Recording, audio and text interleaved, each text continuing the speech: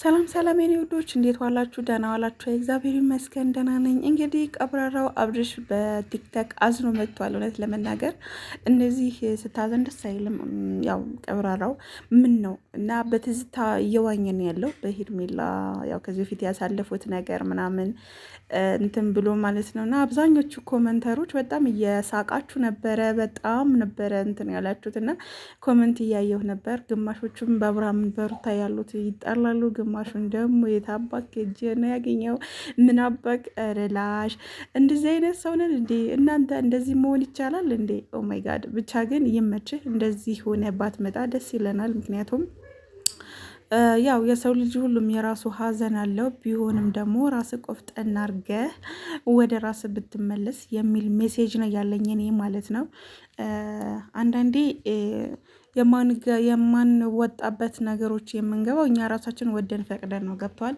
ስለዚህ አንተ እነዛ ተንከሴቶች ወደ ፈቅደ ወደ ራስ ባታስመጣ የራሴ ህይወት እቀጥላለሁ፣ ከሚስቴ ጋር ተጣልቻለሁ፣ በቃ ከሄርሜላ ጋር ነው እንደዚህ መቼስ እንደዚህ ሰው እንትን እያለ መቼስ ጥሩ ነገር ነው የሚሰራው ብሎ ሰው እንትን አይልም። መረላሽ ከባድ ነው። እና እንዴት አንድ ሚስቱ በቃ ተፋትቻለሁ ካልክ አንተን ከሚስት ጋር ግን የድሮ ሚስት ጋር መሄድ ምናምን ነው። እኔ በጣም ከአብርሃም የምናደድበት ለዛ ነው። እና ትላንትና ላይ ገብቼ በጣም ብዙዎቻችሁ እያብራራችሁልኝ ነበረ። እና አሁን ላይ ደግሞ ያው በቲክታክ መጥተው ብዙዎቻችሁ የምስቁበት የምታላግጡ ሰዎች ግን ጤነኛ ናችሁ?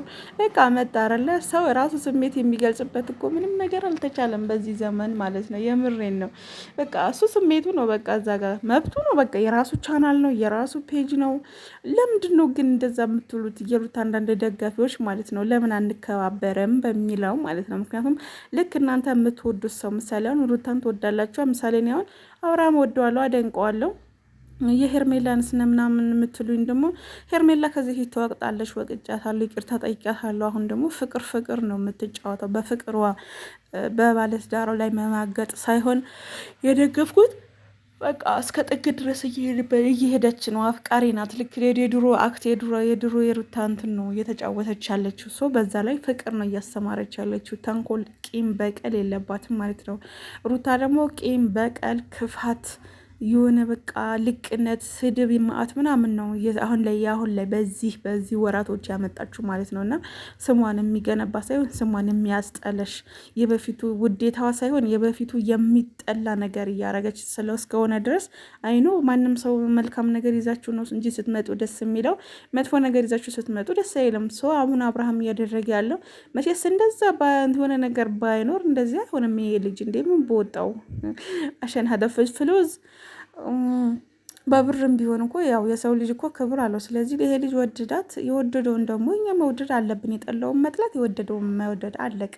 ስለዚህ ሩታ እኮ በጣም እኮ እያንቋሸሻት እኮ ነው።